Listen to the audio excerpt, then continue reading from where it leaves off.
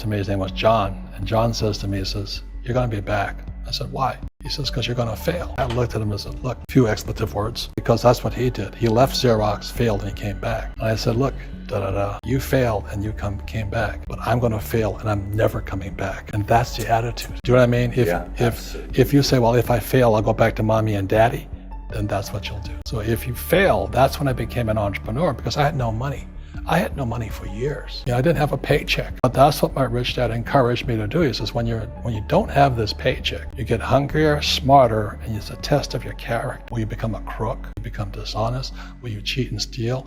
Or will you become a better human being? So really, that's the benefit of becoming an entrepreneur, is you really find out who you are when you don't have anything. So you always have to look at the big picture. Too many people look at, well, what's going to happen to me? When you look at the big picture, you're also going to know that when something bad happens, something good's going to happen. But you got to prepare for whatever is coming. If you think next 20 years will be like the last 20 years, you're going to get creamed.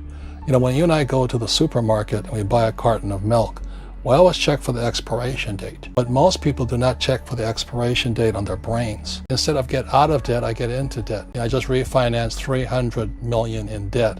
I went from 5% to 2.5% interest.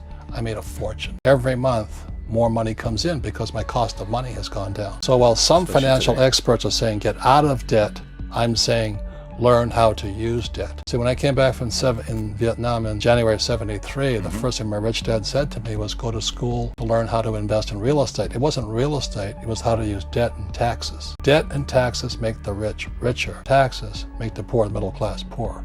So all the rich guys who are doctors and lawyers